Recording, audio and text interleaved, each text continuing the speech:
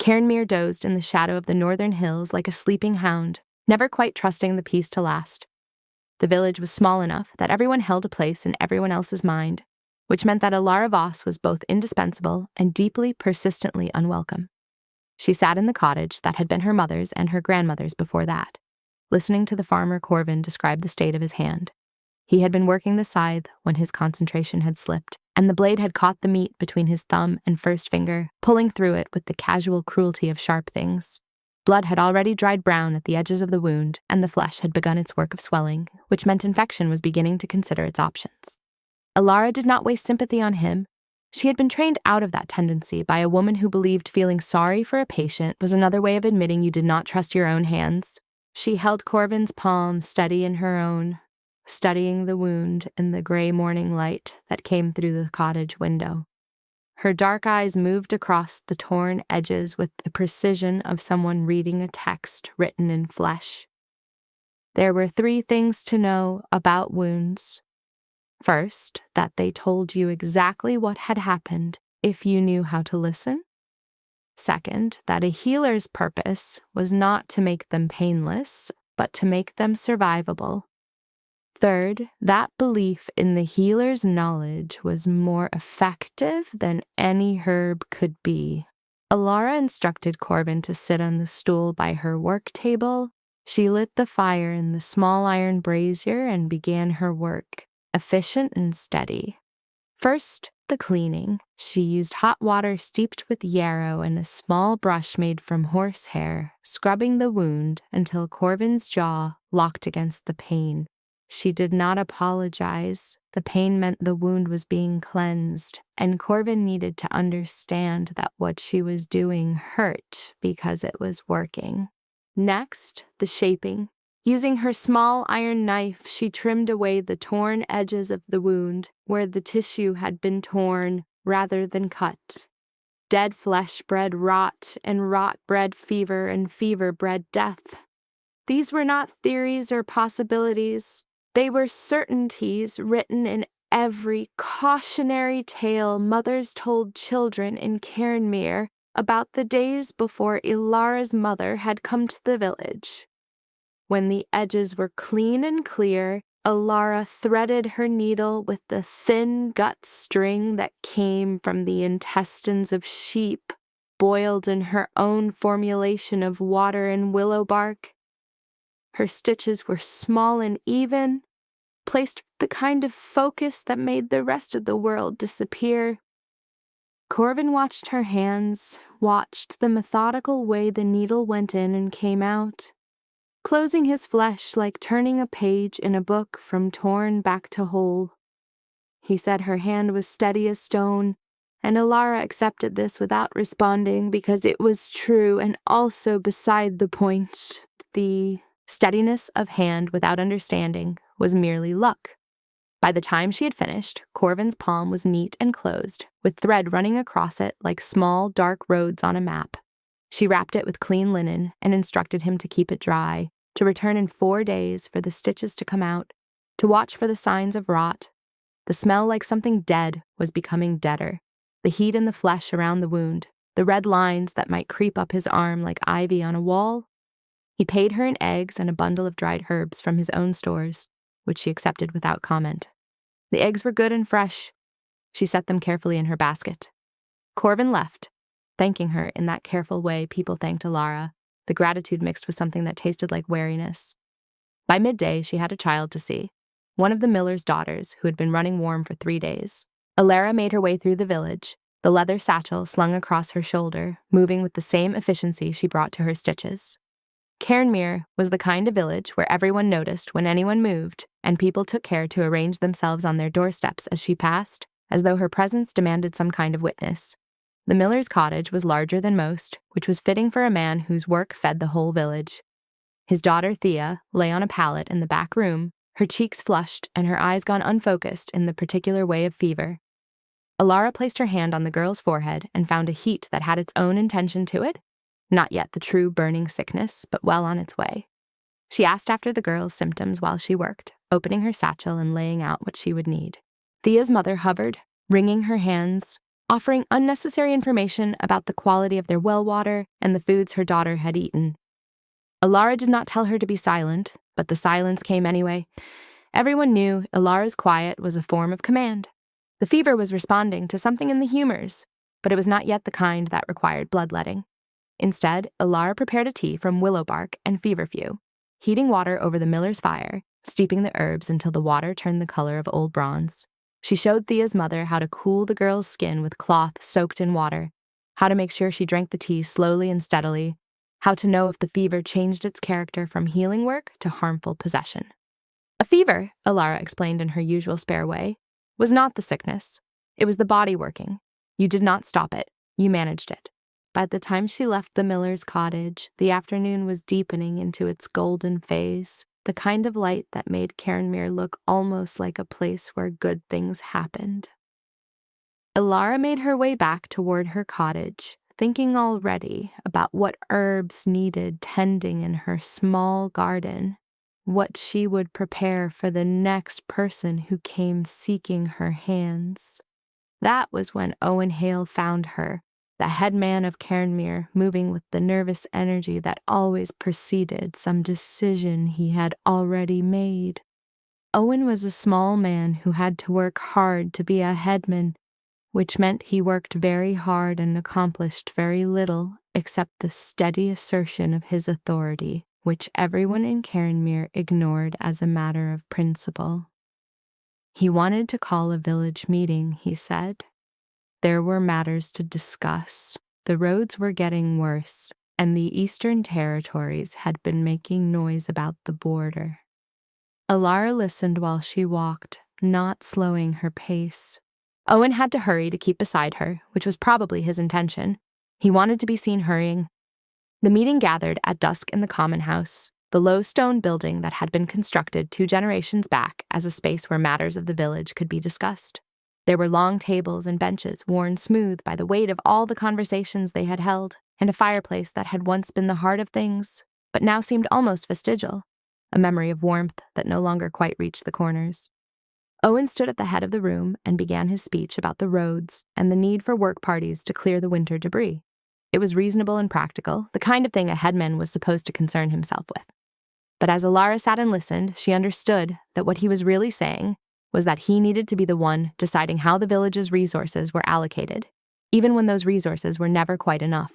When he turned to her and suggested that perhaps the healer could spare some of her gathered herbs to offer to the workers, as an encouragement to labor, Alara saw the architecture of what he was doing. He was not asking her to help. He was asking her to defer to his authority over her own knowledge. She did not respond in the way he wanted. Instead, she told him that her herbs were gathered for the sick and that the sick would not be less sick because the roads were cleared. The workers would use their own resources or they would not work. That was how these things were decided.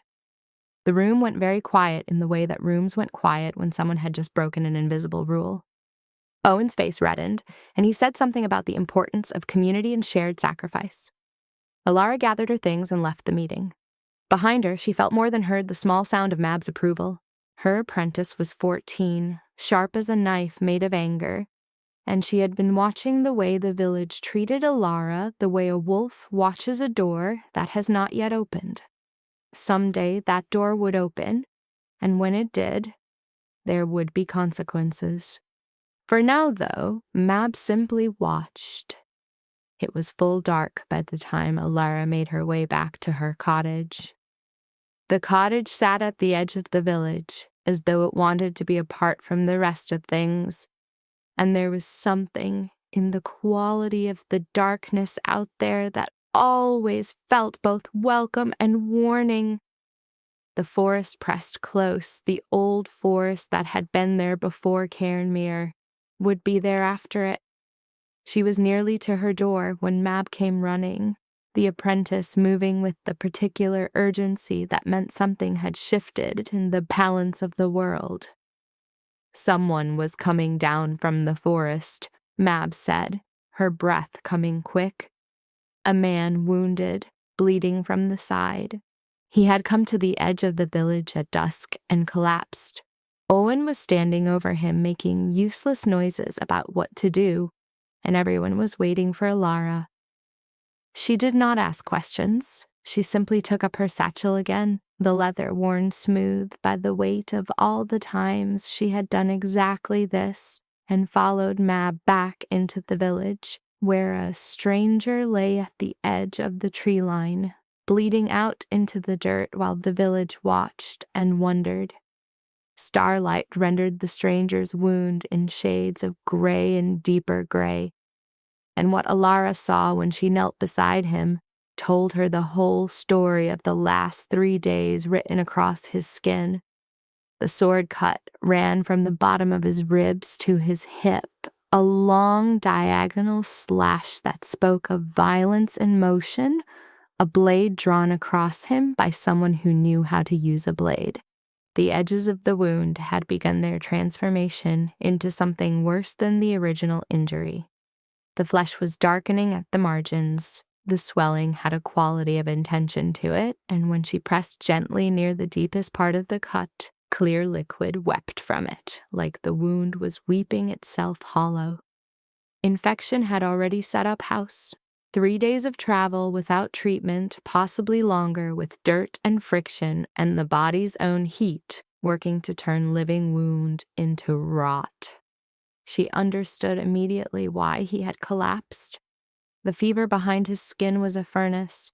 She could feel it radiating from him like a warning. Owen began offering opinions, which Alara ignored the way she ignored wind. She was already giving instructions. The stranger needed to be moved to her cottage. He was too large for any of the watching villagers to carry safely, so it would require at least 3 of the young men, and they needed to carry him level, not tilted, which meant they needed to be careful of the wound. She gave these instructions in the calm, certain voice of someone who had done this before and would do it again. It took longer than it should have because Owen kept trying to insert himself into the process, suggesting alternatives, implying that perhaps a bed in his own house might be more appropriate. Alara did not respond to him. When people tried to take authority from her through mere persistence, the only effective response was to act as though they had never spoken. The stranger was half-conscious through the journey, which was a mercy and a complication. He was large and well-muscled, built like a swordsman, and his leather armor was the kind of work that did not come from a village craftsman. When Alara cut it away to better see the wound, the quality of the leather marked him as something other than a common traveler. The armor underneath showed the ghost of a pattern, something that looked almost like a sigil, though the blood had obscured most of it. She did not speculate about what the pattern might mean.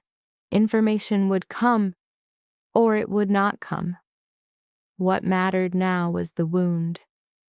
By the time she had him settled on her table, the sky had moved past the deep blue of evening into the true black of night, and her cottage had become the only world that mattered. She sent Mab to heat water, and she sent one of the village boys to fetch her from the cache of clean linen she kept bundled in the back room. Owen lingered in the doorway, offering to assist, offering commentary, offering anything that might keep him in a position of being included in the work. Alara told him to leave. She said it without anger or particular inflection, simply as a statement of fact. This was her work, and she would do it alone.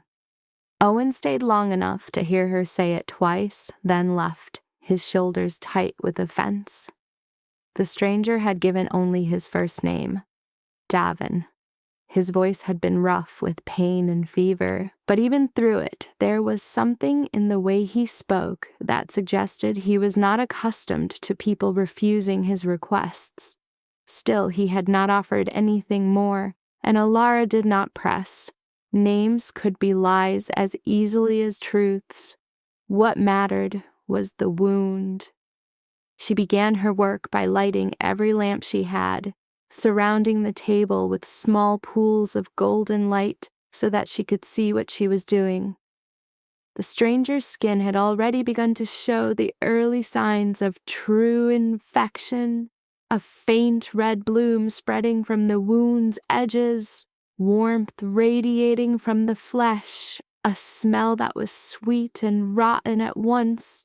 She had perhaps a day before the rot would move into the deep places, before the body would begin to truly fail. First, the cleaning. She used the hot water that Mab brought, steaming and scented with yarrow and the small amount of salt that she kept for wounds like this. Her hands moved with the methodical precision of someone who had done this 100 times, scrubbing away the caked blood, the dirt ground into the flesh by travel and violence. The stranger moved in his fever, making sounds that were not quite words, his body responding to pain, even when his mind was too far gone to track it. She cleaned the wound so thoroughly that it bled again, a fresh weeping of red that was in some ways a good sign. Blood meant the tissue was still living, still trying. When the wound was as clean as water, and her hands could make it, she looked at it with the particular attention of someone reading a map. The cut was deep, deeper than her initial assessment. The blade had caught the ribs and the soft tissue beneath, and from the way the wound opened, Alara could see that there was damage to the muscle that ran along his side. She would need to stitch this in layers, closing the deep damage first, then the skin, then everything between.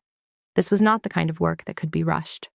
She prepared her thread, thin gut string, boiled in her willow bark solution, threaded through her sharpest needle.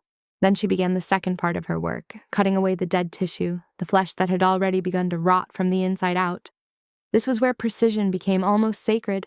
Cut too much and she would remove healthy tissue. Cut too little, and the rot would continue its work beneath the surface, invisible until it was too late. She used her small iron knife with the care of someone painting, moving along the edges of the wound, removing the darkened flesh, the tissue that was already surrendering to decay. Blood flowed and pooled, and she mopped it away with clean linen, working steadily, the rest of the world already forgotten. Mab watched from across the cottage, her young face fixed in concentration. Alara had made sure her apprentice knew that this was the most important skill she would ever learn, the one that separated healing from butchery. You had to know what to cut, and you had to know when to stop. By the time Alara finished removing the dead tissue, her shoulders ached and her eyes felt like they had been grit-filled for hours. The wound was more open now, a canyon of red flesh, but it was a clean wound, a living wound. She packed it loosely with clean linen soaked in willow bark paste, then gave Davin a drink of willow bark and feverfew poured directly into his mouth since he was too far gone to swallow deliberately. Now came the stitching. She worked from the deepest part outward, drawing the deep muscle together first with long, careful stitches that pulled the wound partway closed. This was not cosmetic work. She did not care if the scar was beautiful or if the tissue lined up in perfect symmetry. What mattered was that the wound would hold, that the deep structures would knit together rather than weeping apart when he moved. The stitches were small and even, perhaps 30 of them, maybe more. She lost count after the first 15 because counting would have been a distraction, and distraction could not be tolerated in this work. Her hands moved from muscle to muscle, drawing the tissue together, tying off each stitch with precision, moving to the next. The stranger's body had stopped moving now, exhausted by fever into something like stillness. When the deep stitches were done, she packed the wound again, this time with fresh yarrow paste. Yarrow was old magic, the kind that was older than anyone's grandmother, and it worked not because people believed in it, but because it actually worked. It stopped rot. It encouraged the flesh to heal. It was the nearest thing to magic that existed. Then came the skin. The skin was the final closure, the thing that would separate the inside of his body from the world. She used even smaller stitches for this, perhaps 50 of them, maybe more. The work became meditative. There was nothing in the world except the needle and the thread and the small dark line that was forming as she pulled the wound closed, stitch by stitch, closing the gap, making him whole again. Mab had fallen asleep somewhere around stitch 30 of the skin closure. Alara did not wake her. The girl had learned to understand that this work could only be done by hands that were steady, and tiredness threatened steadiness. Better to let her rest. When the last stitch was tied, Alara sat back on her stool and became aware of her body for the first time in what felt like hours. Her hands were shaking slightly with fatigue, but they had been steady through all of it. That was what mattered. She bound the wound carefully with clean linen, creating a dressing that would protect it without pressing too hard against the stitches. And then she sat in the chair beside the table and watched the stranger breathe. His fever had not broken, but it had settled into something almost stable, a sustained heat rather than a rising fire. The wound was closed. He would live or die now based on whether his body could defeat the infection that had already established itself, or whether that infection would sink deeper into him and eventually overwhelm the work she had done. There was nothing more to do except wait. She must have dozed because the next thing she was aware of was the particular quality of gray that came right before dawn, and Mab was standing beside her with a cup of tea that was still steaming. The apprentice had learned, somewhere in her watching and her learning, that a healer needed to eat and drink, or the healer would eventually join the patients on the table. Alara drank the tea. It was bitter and strong, flavored with things Mab must have found in her stores. Good. She stood carefully, her body creaking with the kind of protest that came after hours of stillness in the wrong position, and checked the stranger's wound once more. The dressing had absorbed some bleeding, but not too much. The edges of the wound were neither weeping nor pulling. She pressed gently at the stitches and found them holding, the tension even and maintained. He had been closed by hands that knew what they were doing. She changed the dressing slowly, carefully, removing the old cloth and replacing it with fresh linen. The wound underneath was red but not angry, swollen but not spreading. The color of the flesh had stabilized from that greenish tint that meant advancing rot to the purple and pink of deep inflammation. It was the kind of progress that meant the work had taken hold. Outside, the village was beginning to wake. She could hear the roosters calling, the first sounds of people moving toward the start of their day. Inside her cottage, in the light of many lamps that had burned all night, a stranger lay on her table with 30 stitches in his muscle and 50 in his skin, and only time would tell whether her hands had been enough to save him. She sat in the chair beside him and waited, her dark eyes watchful, her hands still steady, even though everything in her ached. Davin woke on the second day, consciousness returning to him the way drowning men come up for air, gasping and disordered. His eyes opened without focus first, tracking the wooden ceiling of Alara's cottage as though trying to understand its message. Fever still lived in his skin, but it was a different fever now, something closer to healing inflammation than the rot sickness that had claimed him when he arrived. Alara was already aware that he had woken. She had been watching him with the part of her attention that never stopped watching, the part that remained alert even while her hands worked on other things. She rose from the table where she had been preparing fresh dressing and came to stand beside him, her presence neither comforting nor particularly harsh, simply present. She told him his wound had closed and was holding. The infection was being managed, but it would take time. He needed water but not yet food, and he needed to remain still for several more days. Any movement that pulled the stitches would open them again, and opening them again would likely mean the infection would return and finish what the blade had started. Davin's eyes focused on her then, and what moved across his face was something like understanding that he had been treated, that someone had done the work of keeping him alive. His voice, when he managed it, was rough and barely audible. He asked her name.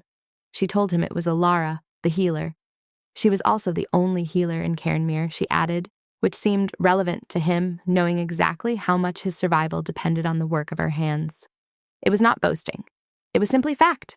He asked who had taught her, and she told him her mother, who had learned from her mother that the knowledge was old and came from a time when women had learned to do necessary things and had passed that learning down through blood and attention. Her mother had been a healer. Now she was not, because healers eventually aged past the point where their hands could do the work, and Alara had taken her place. Davin was quiet for a long time. Then he asked why she stayed in this village, which seemed to have no particular love for the fact of her existence. His question was asked in the observant way of someone who had been lying awake through the night, aware of the sounds of the cottage, aware of voices outside, aware of the texture of how people spoke about the healer. Alara did not immediately answer. She was checking his wound, changing the dressing, her attention divided between his question and the work of making sure the stitches were holding without pulling. When she was finished with the dressing, she sat on the edge of the table beside him and told him something that seemed to require the weight of honesty. If she left Cairnmere, people would die. Not dramatically, not all at once. But over the season, and the next season, and the season after that, people would die from things that her hands could have prevented. Infection that could have been cleaned away. Fevers that could have been managed. Children with simple problems that had been allowed to become fatal because there was no one to treat them. She said that she did not like the village particularly, and the village did not like her very much either. But the dislike was secondary to the usefulness. She was useful, and if she removed herself, that usefulness would be gone. Davin looked at her for a long moment, and something shifted in his expression, something that suggested that this answer had touched on something he had not expected to find. He had spent 5 years fighting a war at the border of his kingdom, 5 years in the work of conquest and defense, and he had come to believe that his value lay in what he could destroy, in the violence he could orchestrate and sustain. The idea that someone could be essential, not by moving, but by staying still, not by fighting, but by mending, was new to him. It changed something in the way he looked at the healer who had opened him and closed him and made him capable of living past the moment of the blade. On the afternoon of the third day, Mab came running into the cottage with the same quality of urgency that she had brought to the news of the stranger. Another injured man had come down from the forest, this one younger, with a broken arm and a wound on his forehead, and Owen was already making his various useless sounds about what should be done with him. Alara left Davin resting and went to see what the second man needed. He was young, this one, 19 perhaps, red-haired and freckled, clearly a soldier from the quality of his remaining clothes and the way he held his body despite the pain in his arm. His name was Wynne, he said, and he had been traveling with a group when they were ambushed by bandits 3 days ago. He had gotten separated in the chaos and had been walking since, trying to find the main road again, and the arm had been broken in the ambush itself when his horse had gone down. Alara set the arm with the same methodical precision she brought to all her work. It was a clean break at least, which meant it could be set straight and would heal relatively quickly if he was careful with it. She prepared a sling from linen and showed him how to keep the arm immobile, and she instructed him in the management of the swelling that would inevitably occur, the cooling cloths, and the herbs that would keep the pain manageable. As she worked, she was aware of movement behind her. Davin had gotten out of the bed despite his injury, and he was standing in the back of the cottage watching the work being done on the younger man. When Wynne looked up and his eyes found Davin, there was a moment of recognition, the moment before the younger man started to speak, to say something that would acknowledge what he was seeing. Davin silenced him with nothing more than a look, a brief, sharp flicker of attention that suggested very clearly that the younger soldier should keep his mouth shut and his recognition to himself. Alara saw the exchange. She was not supposed to see it, and she was not supposed to understand it. And yet she did both things. Her hands continued their work, setting the arm bone into its alignment, but her mind was turning the pieces over, rearranging them, understanding what the exchange had said without needing anyone to speak it aloud. This was not a simple traveler who had been cut by a bandit's blade. This was someone who was recognized by a soldier, someone who commanded attention and obedience with nothing more than a look. This was someone whose wounds were worth staying hidden for. Someone whose injury would mean something larger if it became known to the people who were presumably searching for him. She finished setting Wynne's arm without comment, and she gave him the same instructions she gave all injured people, and she settled him in one of the other corners of her cottage, away from Davin but close enough that she could see both patients from where she sat. Mab brought food and water, and the evening descended, and the cottage became full of wounded men, and the particular quality of silence that came when people were all waiting for their bodies to do the work of healing later, when both patients had been given the herbs that would help them sleep, when Mab had finally been convinced to go to her own cottage for the night. Alara sat alone in the space that was growing familiar as the space of her work with Davin. She thought about his boots, which were campaign leather, the kind of leather that came from years of fieldwork and road dust. She thought about the quality of the armor that she had cut away, the workmanship of it, the faint suggestion of a pattern beneath the blood. She thought about the way a 19-year-old soldier would fall silent in the presence of a stranger simply because one look told him to. She thought about the way he held himself even through the fever and the pain, the particular quality of his spine when he stood up, the way his eyes moved across a space with the attention of someone used to assessment and command. She thought about the answer he had given when she asked why he had not announced himself, had not asked for more help than a simple healer could provide. He had said that help would bring complications, and complications would bring the wrong kind of attention, and right now he could not afford the wrong kind of attention. He had said it calmly, as though this was a normal thing for a man to say, as though traveling wounded and hidden was simply how some men moved through the world. Alara sat in her chair and watched the man sleep, watched the rise and fall of his breathing, watched the fever flush in his skin gradually soften toward something closer to normal. She turned over her assessment of him like a healer turning over a wound, looking at each layer of what she could see, understanding that the outer injury was never the whole story. She understood that she had stitched together something more important than muscle and skin. She had stitched together something that people were looking for, something that mattered beyond the borders of a small village. She understood that when he healed, when his wound had closed enough that he could move and think beyond the immediate fact of pain, nothing would be quite the same. But that understanding was a thing for later. For now, there was only the work of healing, the steady watch of a woman who had given her life to the understanding that wounds could be closed, that infection could be managed, that the right hands and the right knowledge could mean the difference between death and survival. Alara pulled her chair closer to watch him, and in the lamplight of her cottage at the edge of a village that did not quite love her, she waited for the work to finish. Morning light broke across Cairnmere like spilled blood, red and thick and wrong. Alara had not slept. She had not sat. She had moved from Davin's bedside to the small corner where Mab ground willow bark and measured tinctures, and back again, a rhythm she could walk in her sleep if her body ever permitted such luxury. The dressing on his chest needed changing. The stitches were holding. The infection she had feared on the second night had not come, which meant perhaps her prayers to saints she no longer believed in had been audible anyway. Her fingers moved with the precision that came from hundreds of repetitions, thousands of hours spent in the careful work of keeping people alive. The thread was removed with gentle tension, the sutures released one at a time, and beneath them, the wound spoke its slow language of healing. No fever in the margins, no weeping or discharge, no sign of the sepsis that had killed 3 people she treated in the winter months when the cold made bodies weak and infection moved through tissue like water through cloth. She was checking the tension on the last row of sutures when the sound came. Hoofbeats, many of them, not the scattered trot of traders passing through or a lone rider with news from the capital. This was the sound of organized force, of weight and purpose, of people who expected the world to make room for their passage. The ground itself seemed to acknowledge their approach. Even the barn's timber seemed to hold itself straighter, as though whatever was coming demanded physical deference. Alara's fingers stilled. The subtle knowledge that something had changed moved through her body like a physical thing, like the moment before a storm breaks. Beside her, Mab looked up from the water basin where she'd been sterilizing strips of linen. The girl's eyes were wide, her hands stilling in the water that had turned faintly amber with the herbs used to clean and sterilize. The hoofbeats grew louder, accompanied now by the jingle and clank of armor, the heavier percussion of organized movement, men riding in tight formation. Voices carried across the village square in the authoritative tones of men accustomed to being obeyed. Orders were shouted with the crispness of military discipline. Horses were reined in with the sharp jangle of military bridles, their breathing heavy and quick from exertion. Owen Hale's voice rose among them, elevated and bright, the sound of someone who believes his moment of importance has finally, at last, arrived. Alara had learned to recognize that particular flavor.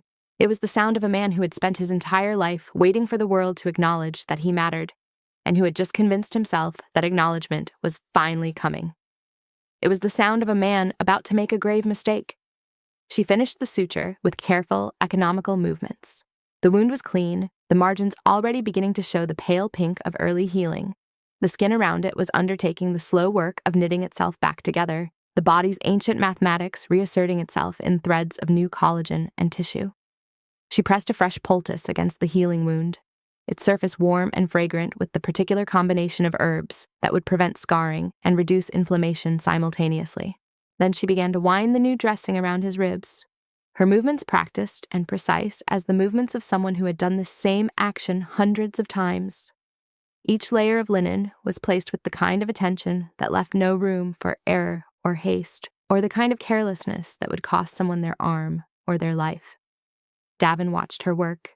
He had been watching her work for 3 days now, her hands moving through their sequences with the kind of competence that came from years of repetition, and something in his expression had shifted fundamentally. He no longer looked at her with the distant curiosity of a stranger, the way someone might examine an unusual animal or an artifact they did not understand. There was focus there now, recognition, not of what she was socially or politically, but of what she was as a practitioner of her craft. The look of a man slowly understanding something about himself and about the world that he had not previously been capable of comprehending. The commotion in the square grew louder, more organized, voices layering over one another in patterns that suggested hierarchy and careful order. Alara could hear multiple voices now, rough with travel and bearing that particular bark of military authority that came from men trained to command smaller men. She did not hurry her work. The dressing had to be tight, but not so tight that it would restrict the breath, would not compress the lungs or make each intake of air an exercise in suffering. She had done this correctly 100 times before. She understood the mathematics of pressure and circulation and what the body could tolerate without complaint. She would do it correctly now, no matter what authority had arrived in her village. She was securing the final knot, tying it with the kind of precision that would keep it in place through hours of movement and sweat and the inevitable friction of a man's body against linen, when the door to the healer's house was thrust open with enough force that it struck the wall behind it with a sound like thunder in a small space. Marshal Garrett Cole filled the doorway as though the frame had been built specifically to contain a man of his particular dimensions and authority. He was a man of broad shoulders and broader presence, someone whose face had been weathered by decades of warfare and difficult decisions. His eyes were careful and observant, the kind of eyes that took in details others missed, that processed information with the speed of long practice. Behind him came 6 soldiers in the livery of the Crown Guard, their armor catching the morning light with the dull gleam of iron that had seen actual use in actual combat. The metal carried the patina of wear, not ornament, and behind them, lingering slightly in the doorway, as though unsure of his welcome in this space of blood and injury, came Owen Hale, the village headman. Owen's face held an expression of barely contained triumph, the kind of expression that appears on the faces of people who believe they are about to receive credit for things they have not done. He had polished his boots, Alara noticed with the kind of clinical observation she applied to everything. They shone with the care and effort of someone who had spent considerable time on their appearance in anticipation of this moment. They had not been worn to travel or work. They had been polished specifically for this arrival. Garrett's gaze swept the room with the efficiency of long practice, a comprehensive visual inventory that took perhaps 3 seconds and assessed everything. He saw Davin on the narrow bed, cleaned and conscious and fully alive when the wounds he had sustained should have killed him. He saw the medical equipment arranged with methodical precision on the shelves and table, nothing out of place, everything accessible. He saw the bandages soaking in a mixture of herbs and something that smelled distinctly like juniper, sterilizing in a bath that had been carefully prepared and would be carefully maintained. He saw Alara, her hands stained with the rust-colored residue of old blood that no amount of washing would fully remove, blood that had settled into the creases and ridges of her skin, her eyes rimmed with the particular exhaustion that came from 72 hours without sleep, from holding someone else alive through sheer force of will and knowledge. His expression did not change at all, but something in his shoulders loosened slightly, a physical acknowledgement that what he had feared was not true and what he had hoped was confirmed. Owen stepped forward, his mouth already open, his hands already making the expansive gestures of a man about to claim credit for something he had not done and fully believed he deserved credit for anyway. The village rallied. "The finest people in Cairnmere," he said, his words falling over each other in his eagerness to establish his centrality to the events that had occurred. They understood the importance of caring for the injured, the community spirit that bound them together, the dedication to healing that defined their character, the unity that had worked together as one to save this stranger's life, to bring him back from the very edge of death itself. Alara tied off the final knot on the dressing with deliberate care. She did not look at Owen. She did not look at Garrett. She did not acknowledge the marshal's presence or Owen's narrative reconstruction through any expression or gesture. She simply finished her work with the same methodical precision she brought to everything, and then began gathering the used materials into a basket that was kept specifically for cleaning, her movements economical and sure. Davin pushed himself slightly higher on the bed with visible effort, the movement pulling at his stitches, his breath catching slightly as the healing tissue objected to the strain. It was a movement that cost him considerable care and considerable pain, but he accomplished it anyway because what he needed to say required him to be at something closer to eye level. His voice when he spoke carried the weight of absolute authority that came from being someone accustomed to being obeyed, tempered with something that sounded very much like amusement at the situation unfolding before him. "This woman stitched the wound that nearly killed me. She did not sleep. She did not rest. She did not pause to question whether her work mattered or would be remembered. She stood at my side through the night and made decisions that kept me breathing, that kept my heart beating, that pulled me back from the threshold of death. Your village did not save my life. This woman saved my life." Owen's face flushed. He began to protest, his words tumbling over each other, but Garrett raised one hand in a gesture of such casual dismissal that Owen's voice died mid-sentence. The marshal looked directly at Alara.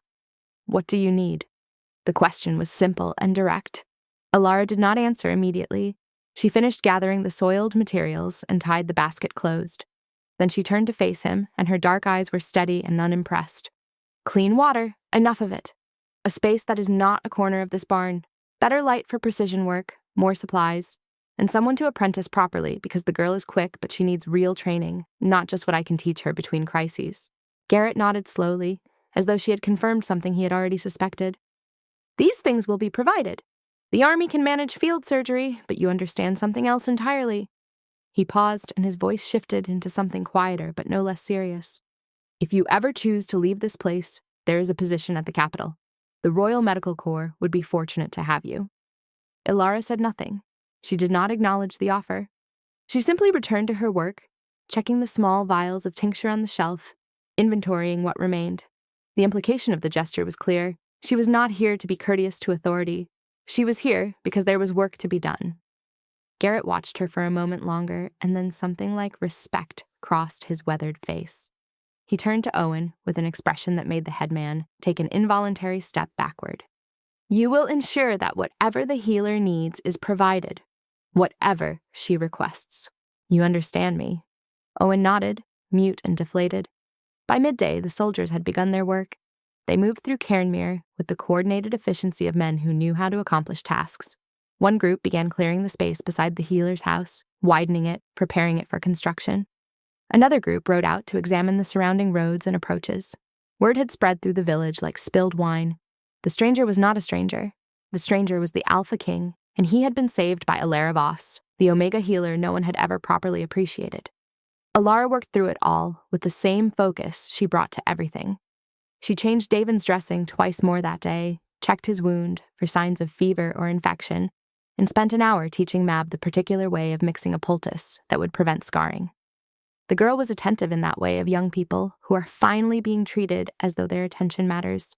In the evening, as the light began its slow descent toward darkness, Alara brought Davin his medicine, a mixture of poppy and willow bark to manage the pain, and something else that would help him sleep without dreaming.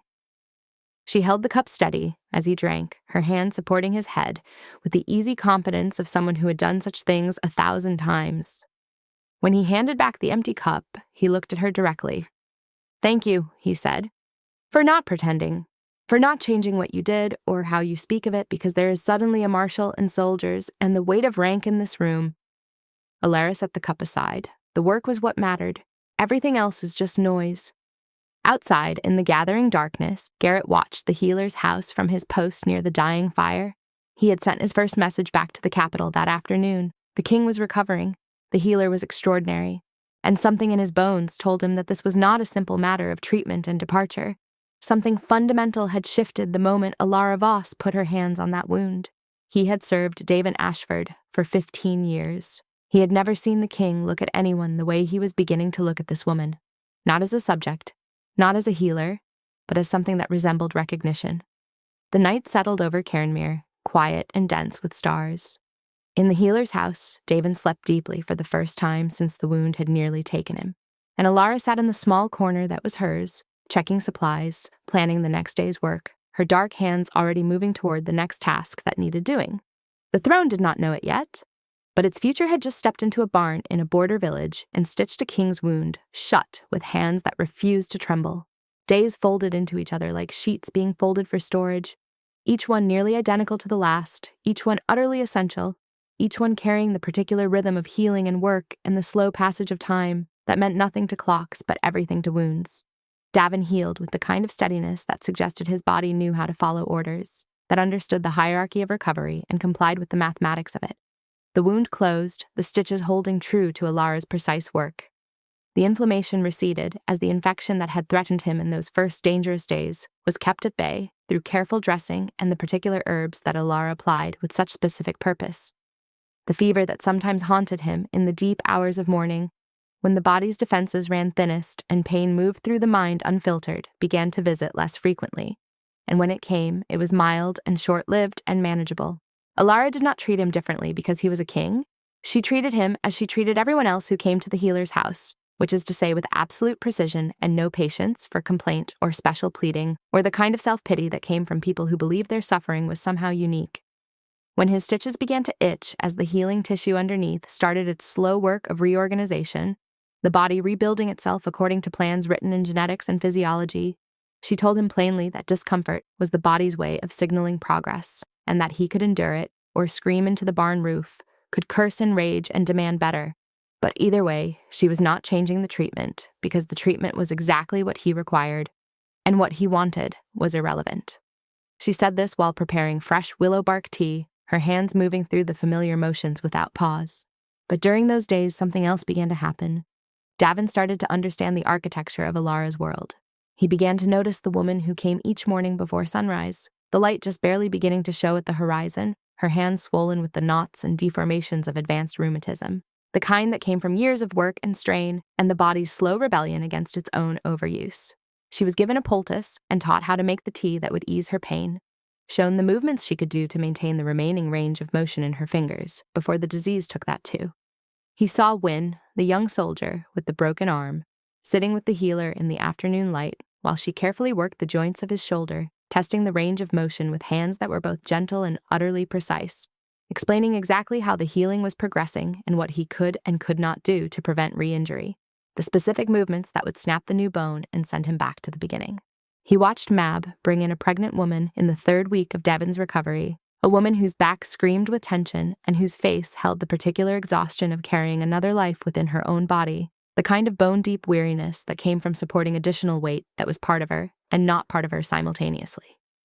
Alara spent an hour with this woman, an hour that could have been spent on Davin's care or on the dozen other tasks that filled her days. She performed no surgery. She gave no medicine that would harm the child developing inside. She simply used her hands and her knowledge to adjust the woman's stance, to teach her movements that would ease the strain on the ligaments and joints, to explain the exact mechanics of what was happening to her spine and pelvis and ribs, how the body was reorganizing itself to accommodate the weight of pregnancy. The woman left with visible relief painted across her face, the kind of relief that comes from understanding, from having someone explain the language of your own body back to you. A child came with a fever that had already lasted 3 days and was beginning to climb toward the kinds of temperatures that could cause seizures or permanent damage. A smith came with a burn across his forearm, the kind of burn that came from working with hot metal and a moment of inattention. An elderly man came with an infected wound that had not been treated properly months ago and was now threatening to turn septic, the infection beginning to work its way deeper into the tissue. A girl came with a cough that was starting to rattle in her chest in ways that suggested the lungs themselves were beginning to fail, the kind of cough that followed certain fevers and never truly went away. Alara treated them all with the same focus she had brought to Davin on that first impossible night when she had stood at his bedside and stitched him back together while the rest of the village slept. She made decisions with the kind of certainty that came from years of practice and absolute knowledge of her field. She explained those decisions to her patients, so they understood not just what she was doing, but why, so they could participate in their own healing rather than simply submit to it. She followed up, checking bandages and recovery, adjusting treatment based on what she observed, never assuming that what had worked yesterday would work today, that bodies were not machines, and healing was not linear. She did not sleep much. Sometimes she closed her eyes for an hour or two in the early morning hours, but never longer, never so long that she was not immediately available when someone came to the door. Davin began to understand that this was simply how her life operated, that the ceaseless attention she had given him was not exceptional, but was the baseline of her existence. He began to understand something else, something deeper and more fundamental than the merely physical facts of what her days contained. On the 17th day of his recovery, Davin was able to stand. Not walk, stand. The effort of it brought sweat to his forehead in rivulets and made his breathing shallow and labored, but he could bear weight on his legs, could stand upright for perhaps a minute before the wound's protest became too severe to ignore. Alara watched him do this with the careful attention of someone monitoring a medical procedure, which of course she was, which she always was, when her patients attempted movements that might determine the trajectory of their recovery. When he had steadied himself, clinging to the central beam of the barn that served as his support, his knuckles white with the effort of maintaining his balance, she explained to him the exact rate at which his strength would return if he followed the healing protocol precisely. How long before he could walk without assistance? How much longer before he could ride without risking reopening the wound? The factors that would slow his healing or accelerate it. the small choices that accumulated into larger outcomes. The specific movements he should avoid until the wound was at least 6 weeks past the stitching, movements that seemed innocuous but would strain the new tissue and send him backward. She delivered this information the way she delivered everything in her work, as fact, as necessary knowledge that he needed to understand to participate in his own recovery, without flourish or pity, without the kind of gentleness that sometimes got people killed when they misunderstood what was possible and tried to do too much too soon. In the evening, when the day's patients had been treated and Mab was cleaning the medical instruments in the corner, David asked her something that had been forming in his mind for days. "What is it like," he asked, "to live this way?" Alara was sorting through packages of dried herbs, assessing inventory, deciding what would need to be gathered or grown or traded for. She did not immediately answer, the work or the village's attitude toward the work. Her voice was even, matter of fact. "Both," Davin said. Alara set down the package of dried sage she had been examining. She moved to the small table where she sat on the evenings when she had time to sit. Davin settled himself carefully on the bench across from her, his wound already beginning to protest the movement. "It is relentless," Alara said. "There is no day when someone does not need something. No night when the work is finished. I was trained to be a healer, and I am good at it, and so I will keep doing it until my hands stop working or my mind stops being sharp. By then, presumably, someone else will be ready to take my place." She paused, and when she continued, her voice had shifted into something quieter. "As for the village, they need what I do. They do not need me. There is a distinction. If I left tomorrow, they would be desperate and afraid, and that desperation would fade within weeks. They would find another healer, or they would do what they did before me, which is lose people they love and bury them and move forward. I am useful. I am not indispensable. Owen understands the difference very well. It is why he resents me. He believes my precision threatens his authority, and he is correct." Davin considered this. He had been trained since childhood to think in terms of policy and strategy and the long architecture of kingdoms. It was difficult to translate that training into understanding what she meant, but he tried. "You stay because you believe you are necessary," he said slowly, "even knowing you are not." Alara looked at him, and something in her expression shifted. Not quite respect, not quite acknowledgement, something in between. "I stay because if I leave, people die. Specific people. The rheumatism woman will have her hands seized entirely by next year, and she will not be able to work in her garden or hold her grandchild. The pregnant woman will likely die in childbirth because the next healer to reach this village may not know the adjustments that will ease the strain on her body. Wynn's arm will not heal properly, and he will be a soldier who is slowly disabled by pain. The girl with the cough will develop a lung fever, and she is 12 years old, and her family cannot afford to lose her." She paused, and her dark eyes held his with steady intensity. "The choice is not between staying and leaving. The choice is between staying and watching people I know cease to exist. Those are different equations. The village's gratitude or resentment is not the component that determines the answer." Davin said nothing for a long moment. He was thinking about his own position, the weight of the crown, the way it felt when people looked at him with eyes full of fear and rank and obligation. He was thinking about how no one had ever asked him if he wanted the throne, and in the structure of his world, the question was not one that mattered. The crown existed. He had been born the right person to wear it. The rest was simply mechanics. "But you could leave," Davin said finally, "if you chose to prioritize yourself instead of them." Alara stood. She gathered the packages of herbs and began to return them to their places on the shelves. Her movements were economical and sure. I could wake up tomorrow and say this is not my responsibility and ride out of Cairnmere and find a place in a larger city where the work was less relentless and the gratitude was more present. I could do that, but I would not actually be the person who did that, because the person I am cannot do that and continue to exist as myself. So the choice is not really a choice at all. It is just the shape of my own nature, which I accepted a long time ago. She turned back to face him, and her expression was as straightforward as her words. "Why are you asking me this?" Davin found himself looking at her hands. They were stained still, despite her washing them multiple times a day. The stains were old and deep now, ingrained into the ridges and creases, worn into the very skin itself. These were the hands of someone who had spent years working with blood and injury and the repair of bodies. These were the hands of someone who did not simply know how to heal. These hands were healing. The knowledge had become physical. "I am asking," Davin said, Because I have spent the last 4 years looking for someone. Not a political ally, not a strategic match. Someone who sees clearly and acts precisely and does not flinch when the cost is high. Someone who understands that power is not the same as importance and that the most essential work is often the least recognized. I have been looking for someone like you. Alara did not move. In the corner, Mab was very still, though she had certainly been listening the entire time. When I returned to the capital, Davin continued, I am going to need an advisor. A second person, not a ruler, but someone who reminds me what ruling is supposed to serve. Someone who will tell me the truth, even when the truth is inconvenient. Will you come with me? Alara's answer came immediately, without pause, without even the appearance of consideration. No. Davin had not expected refusal. He was a king. People did not refuse his requests. The village needs me, Alara said. You have an entire kingdom full of people. They have one healer, and she is standing in front of you. I could force you, Davin said. The moment the words left his mouth, he regretted them. Not because he was afraid of her response, but because the words themselves were not true, and Alara would recognize the lie immediately. Alara smiled. It was not a kind smile. It was the smile of someone who had just confirmed something she already suspected. You could not. And we both know it. A king who seized a healer against her will would be a king who had stopped understanding what he was trying to accomplish. You need me because I am good at what I do, and because I do not fear you. Both of those things would stop being true if you removed me from the place where I do my best work and forced me to serve at your side. So you will not do it. She returned to her organizing, her movements serene and absolute. I am glad you are healing well. You should be able to travel within another week if you are careful. Your wound is strong enough that movement will not reopen it, though the travel will be uncomfortable.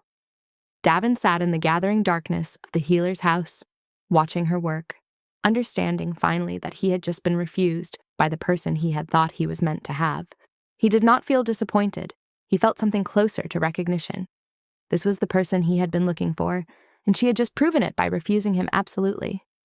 Sometime before dawn, he began to form a different kind of plan.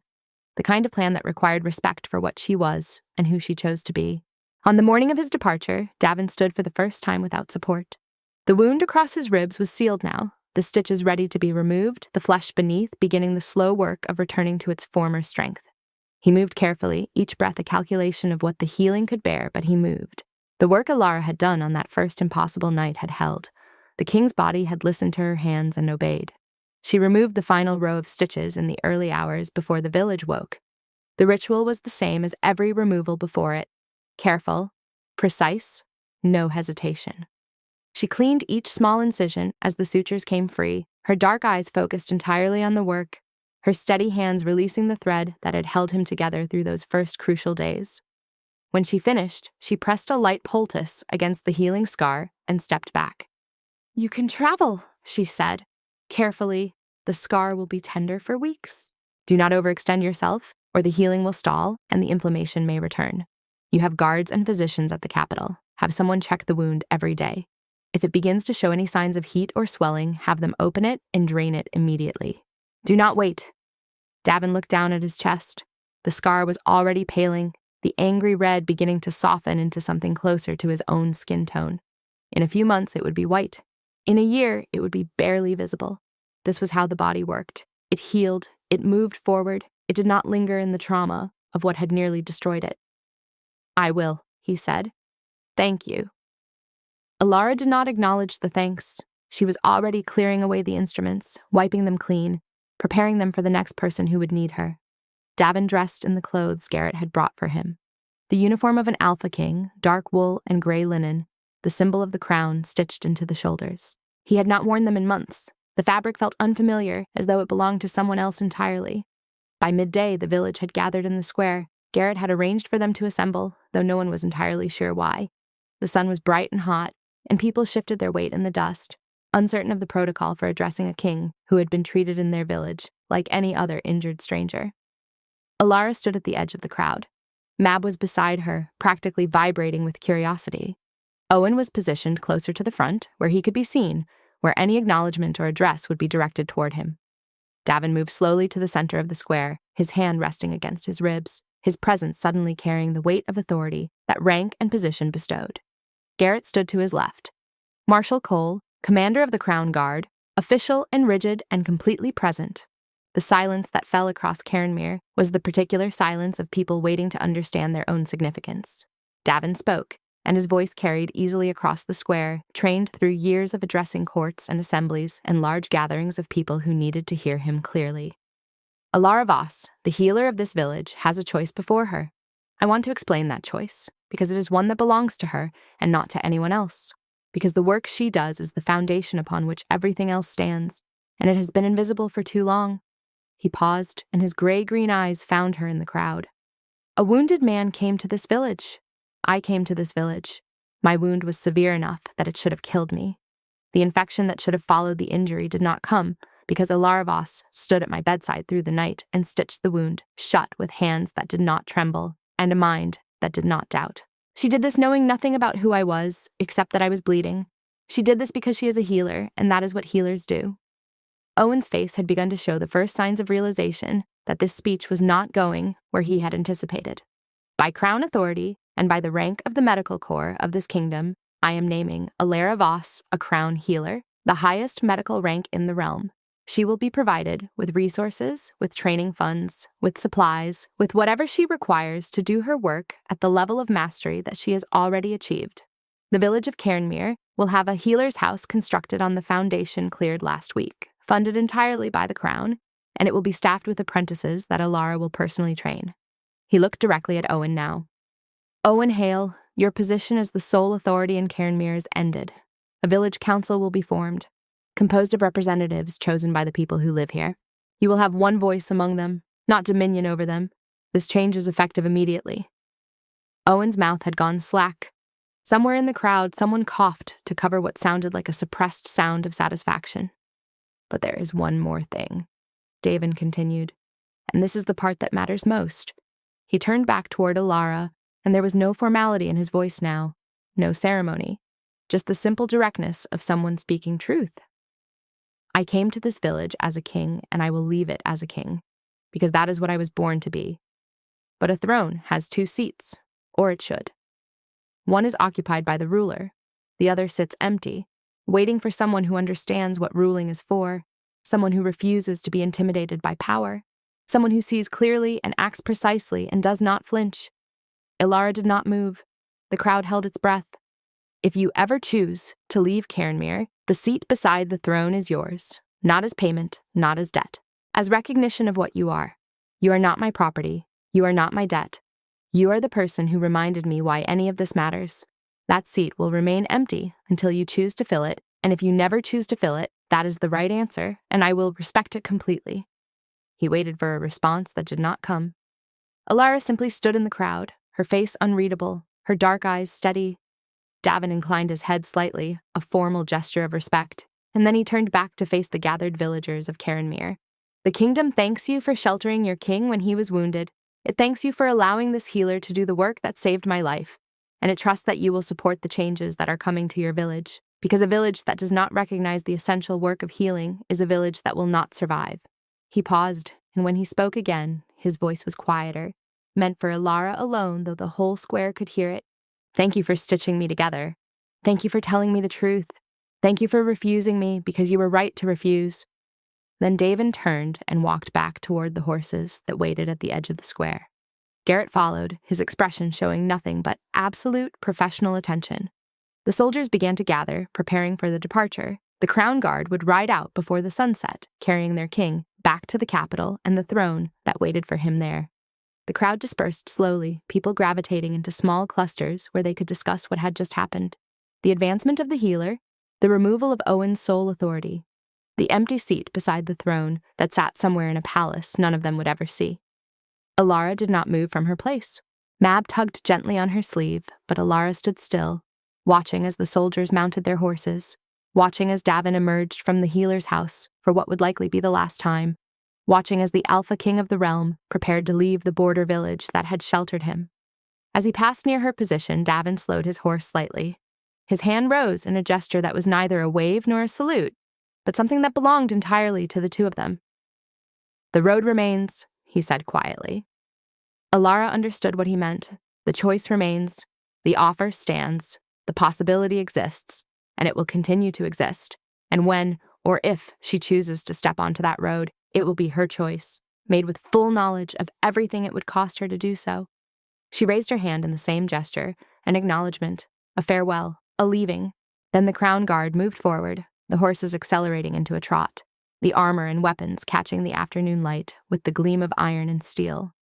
The king rode at the front, his back straight despite the wound that still pulled at his ribs, his eyes fixed forward on the road that would carry him back to the capital.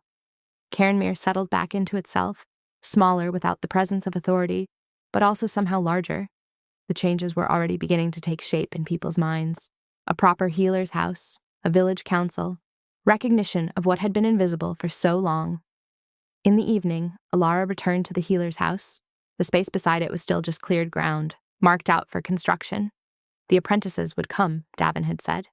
Trained healers who would work under her guidance, who would learn from her hands, who would eventually be ready to move out into the kingdom and do the work that needed doing. She had a full night ahead. A pregnant woman was due soon, perhaps within days. The girl with the cough needed monitoring. The smith's burn needed redressing. The rhythm of her life had not changed. The work would not change. But something else had shifted, subtle and profound as the changing of seasons. The work was recognized now. The healer had a name. There was a seat somewhere in a palace, and it was empty, and it was hers if she chose to take it. Mab found her standing in the doorway of the healer's house, looking out at the darkening road. "Are you going to go?" the girl asked. "To the capital? To sit in the empty seat?" Alara looked down at her apprentice. The girl was 14 and quick and had the kind of steadiness that suggested she might someday be a healer herself. "No," Alara said, "not today. Possibly not ever. This village still needs me. There are still people here who would die if I left them." "But the road is there," Mab observed carefully. Alara allowed herself something that was not quite a smile, but suggested that a smile was theoretically possible. "The road is there," she agreed, "and that is enough for now." They went back inside together, where the instruments lay clean and ready, where the supplies were arranged with precise intentionality, where the work that required doing was waiting to be done. The healer and her apprentice, in the barn at the edge of the village, doing the thing they both understood was essential. Outside, the road stretched away into darkness, leading toward the capital and the throne and the seat that had been waiting for 5 years for someone who would understand what it meant to sit there. It would wait a while longer. Perhaps it would wait forever. The kingdom did not need an answer today. The village needed a healer, and they had one, and she was extraordinary. In the capital, in a palace with towers that touched the clouds, Davin Ashford stood in his throne room and felt the weight of the crown settle across his shoulders like a familiar burden. Beside his throne stood an empty seat. It would remain empty until the day a woman who stitched a king's wound shut decided that the kingdom's need outweighed the village's claim on her time. Until then, the throne and the healer would exist in 2 separate places, each essential, each refusing to diminish the other's importance. And that, Davin understood finally, was the truest form of power. Not possession, recognition, not claiming, honoring. The most powerful thing anyone had ever done was close a wound without flinching. Everything else, all the kingdoms and thrones and authority, was just the echo of that simple, devastating clarity. The road remained. The choice remained. And in the healer's house in Cairnmere, Alara Voss did the work that had always been hers to do, precise and essential and invisibly extraordinary, stitching the village together one wound at a time and allowing herself, finally, to imagine the road when she chose to walk it.